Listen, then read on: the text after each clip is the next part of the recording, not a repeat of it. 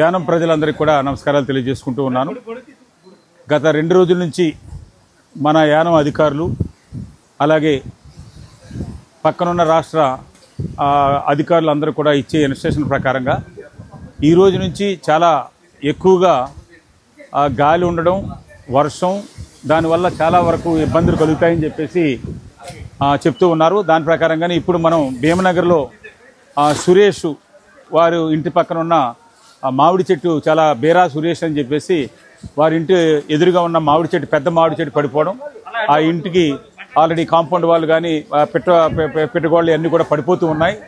యానంలో ఇప్పటి వరకు అడ్మినిస్ట్రేటర్ ఆఫీస్ ఎదురుగుంటూ ఉన్న పెద్ద పెద్ద చెట్లు, కుర్సాన్పేట అలాగే మున్సిపల్ ఆఫీస్ పక్కన ఉన్న కోర్టు పక్కన ఉన్న బిల్డింగ్స్ కానీ అన్ని బిల్డింగ్ పక్కన ఉన్న చెట్లు అవి కూడా పడిపోతున్నాయి. ఎప్పటికప్పుడు ఇక్కడుండే ఫైర్ డిపార్ట్మెంట్ కానీ అలాగే ఎన్డీఆర్ డిపార్ట్మెంట్ కానీ అందరూ కూడా ఎప్పటికప్పుడు క్లియర్ చేస్తున్నారు. యానం ప్రజలు దయచేసి ఎవరు కూడా బయటికి రాకుండా, ఇప్పటి వరకు మనం కాకినాడ నుంచి అటువైపు మాత్రమే ఉంటుందని చెప్పేసి అనుకున్నాం. కానీ ఇప్పుడు లేటెస్ట్గా తెలిసేది ఏంటంటే అమలాపురం నుంచి యానానికి సంబంధించిన ఏరియాలోనే ఈ తుఫాన్ ఎఫెక్ట్ ఎక్కువగా ఉండేలాగా ఇప్పుడు లేటెస్ట్గా కాకినాడ అమలాపురం కలెక్టర్ గారు కూడా చెప్తూ ఉన్నారు.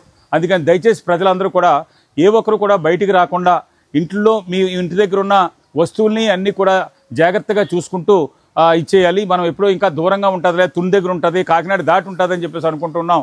కానీ లేటెస్ట్గా చూస్తుంటే అమలాపురం కాకినాడ మధ్యలో మాత్రమే ఇది కేంద్రీకృతం అయ్యి ఉన్నది, ఇక్కడే ఎక్కువ ఎఫెక్ట్ అయ్యి ఉంటుందని చెప్పేసి లేటెస్ట్గా చెప్తూ ఉన్న విషయాన్ని మీ అందరికీ కూడా తెలియజేస్తున్నాను. ప్రజలందరూ కూడా ఎప్పటికప్పుడు ఏ చెట్లు పడిపోయినా, ఎలక్ట్రికల్ పోల్ పడిపోయినా కానీ దానికోసమని మీరు రోడ్ల మీద రాకుండా మీరు డిపార్ట్మెంట్కి తెలియజేస్తే ఇక్కడ అందరూ కూడా టీం అంతా కూడా బ్రహ్మాండంగా పనిచేస్తుంది.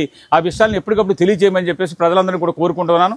దయచేసి ఎవరు కూడా బయటికి మోటార్ మీద కానీ అలాగే 4 వీలర్స్ మీద కానీ ఎవరు కూడా రావద్దని చెప్పేసి మీ వ్యక్తిగా మీకు కృష్ణారావుగా కోరుతూ ఉన్నాను.